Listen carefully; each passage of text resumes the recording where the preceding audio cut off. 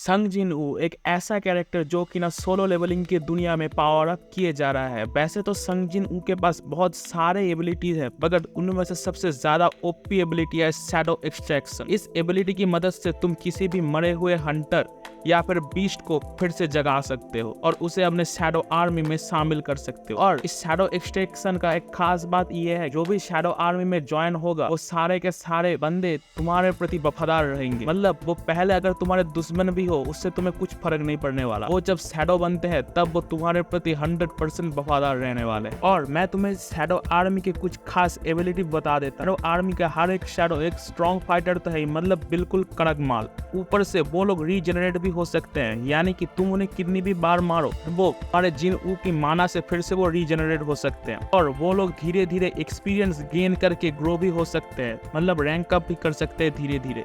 मैं rank system थोड़ा बाद में बताता हूँ। और एक इनका खास एबिलिटी है, ये दूसरे लोगों के परछाई में भी छुप के रह सकते हैं। मतलब तुम्हारा अगर कोई रिलेटिव या फिर तुम्हारे कुछ लव वन को प्रोटेक्ट करना है तो तुम अपने शैडोज के थोड़ी सी आर्मी उन सब के शैडोज में छुपा सकते हो और फिर तुम चुटकी बजाते ही उन शैडोज से अपने आप को भी एक्सचेंज करवा सकते हो, या फिर वो शैडो ही तुम्हारे उस पोस्ट को प्रोटेक्ट करेंगे। और मैं तुम्हें अब इनका रैंक सिस्टम बता देता हूँ। पहले आता है बेसिक, उसके बाद आता है नॉर्मल, उसके बाद आता है इलाइट, नाइट, फिर आता है इलाइट 9, फिर कमांडर, मार्शल और ग्रैंड मार्शल। बता देता हूँ शैडो आर्मी में बस ग्रैंड मार्शल एक ही बंदा बन सकता है। जो भी बनता है उसके पास पूरी की पूरी शैडो आर्मी का कमांड रहता है। वैसे शैडो एक्सट्रैक्शन के भी कुछ अपने रूल्स है और संग जिन वू की और सारे के सारे पावर और शैडो एक्सट्रैक्शन के बारे में फुल डिटेल्स में मैं और एक वीडियो में कभी बताऊंगा। मगर अभी के लिए हम शैडो आर्मी के टॉप 10 सबसे ज्यादा पावरफुल बंदों को रैंक अप करते हैं। हमारा टॉप 10 नंबर सबसे पावरफुल शैडो है टैंक, जो कि ना पहले तो एक आइस बियर था और जिसको कि ना हमारे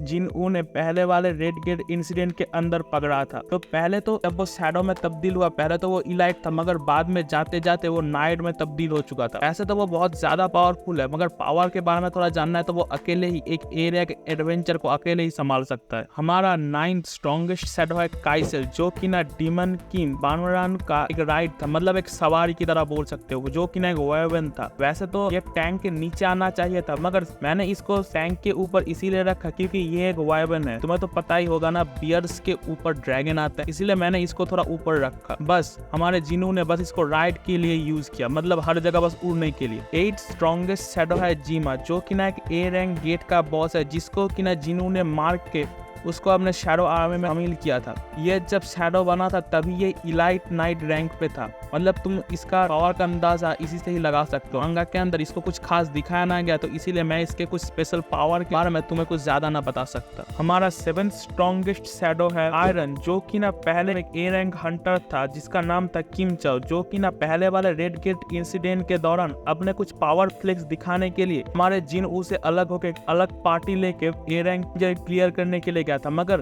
डंजन के अंदर उसने अपने सारे के सारे पार्टी मेंबर को मौत के घाट तो उतार ही दिया और फिर से वो किम को भी मारने के लिए आ रहा था। तभी इग्रीज ने आके किम चाओ को भी मौत के घाट उतार दिया। फिर उसके डेड बॉडी से ही हमारे जिन ऊ ने शैडो एक्सट्रैक्ट किया और उसका नाम रखा आयरन। वो पहले शैडो आर्मी में ज्वाइन हुआ, तब पहले तो वो नाइट था, मगर बाद में जाते जाते वो इलाइट नाइट तक पहुंच गया था। इसके पास एक स्पेशल एबिलिटी है टॉन्ट, जिससे कि वो अपने आसपास के एनिमी को अपनी तरफ अट्रैक्ट कर सकता है, मगर उससे जो ज्यादा लेवल के एनिमीज हैं उनको वो अट्रैक्ट ना कर सकता। हमारा 5th रैंकर है ग्री, जिसका असली नाम है डोंगसू, जो कि ना यूएस का एक रैंक हंटर है, जिसको कि ना एक कॉन्फ्लिक्ट के दौरान हमारे जिनू ने मार के उसके बॉडी से शैडो एक्सट्रैक्ट किया था। वो पहले तो इस रैंक एक हंटर तो था ही, तो वो पावरफुल तो होगा, मगर मांगा के अंदर इसका कुछ ज्यादा एबिलिटी के बारे में बताया ना गया, तो इसको छोड़ ही देते हैं। ये शैडो आर्मी में ज्वाइन होने के साथ ही ये पहले से ही कमांडर लेवल पे था, इसीलिए मैंने इसको थोड़ा ऊपर रखा है। और हमारा अभी 5th रैंकर है शैडो जायंट्स, जिनको कि ना टोक्यो के एस रैंक गेट के दौरान हमारे जिनू ने कुछ हाई ऑर्क को मार के उनको बनाया था, और ऐसे वो 28 शैडो जायंट्स को तैयार किया था। 28 शैडो जायंट थे, इसलिए वो सारे लोगों का नाम न रख के सब लोगों को बस 1 2 3 4 ऐसे ही बोला था। मगर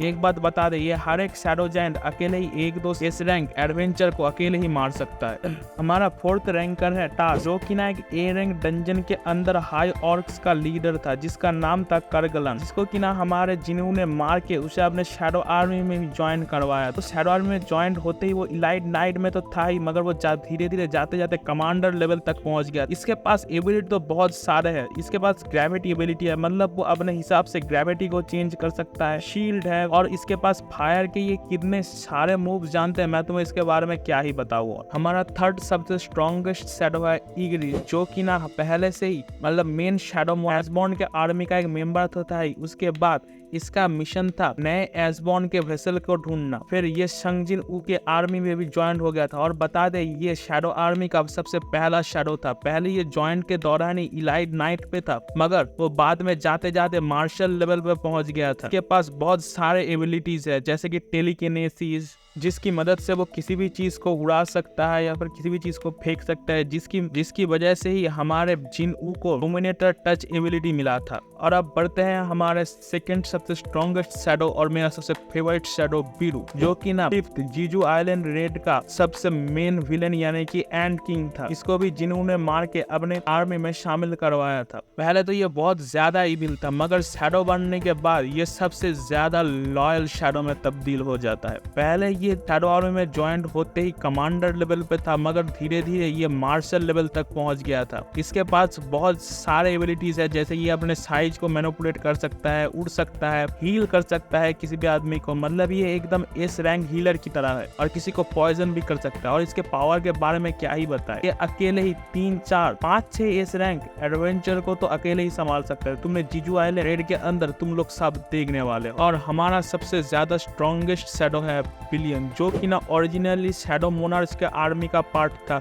यानी कि एसबॉर्न के आर्मी का पार्ट था। और जिसके पावर के बारे में तो तुम क्या ही बताए। बस एक कॉन्फ्लिक्ट के दौरान बस हमारे बीरू ने विलियन को बस चैलेंज किया था, बस उसने बस एक अटैक के अंदर ही बस पछाड़ के रख दिया। मतलब तुम इसी से ही बिलियन का पावर का अंदाजा लगा सकते हो। वो पहले हमारे एसबॉर्न का वफादार था, फिर वो हमारे जिनहून का भी वफादार बन जाता है। और जब ये एंट्री लेता है, इसके एंट्री के बारे में तुम्हें और क्या ही बताए, इसका एंट्री मुझे सबसे ज़्यादा मस्त लगता है। तो बस आज के लिए इतना ही। अगर तुम लोगों को हमारा ये वीडियो अच्छा लगा तो हमें लाइक और एक सब्सक्राइब करके हमें सपोर्ट भी कर सकते हो। तो तुम मिलते हैं तुम लोगों से और एक नए वीडियो के अंदर। तब तक के लिए sayonara and have a good day.